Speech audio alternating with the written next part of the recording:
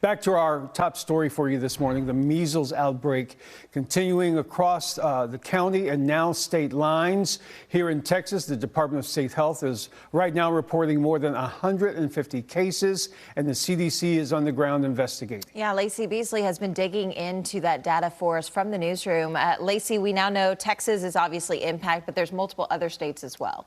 That's right. Good morning. We're learning Florida is also tracking its first case. A high school student out of Miami-Dade County has tested positive.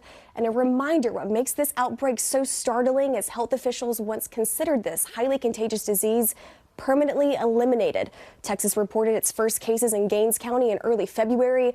Now we're up to 159, and measles has spread throughout the West Texas region. Now, a child died from the virus in Gaines County, and that's where we're seeing the majority of cases in Texas. According to the Texas Department of State Health Services, the majority of those cases are 5 to 17 years old. Only 5 of the more than 150 who came back sick were vaccinated with at least one dose of the MMR vaccines. Officials say the vaccine is key to preventing measles because just one dose is 93% effective, while 2 doses is 97% effective.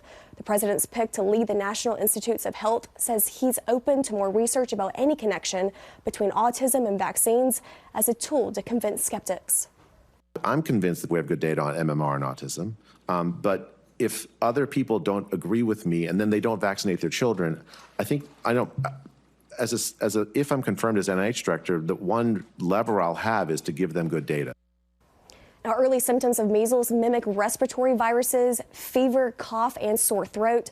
But the trademark signs of measles are that spotty rash that spreads down the body and a high fever of 104 or higher.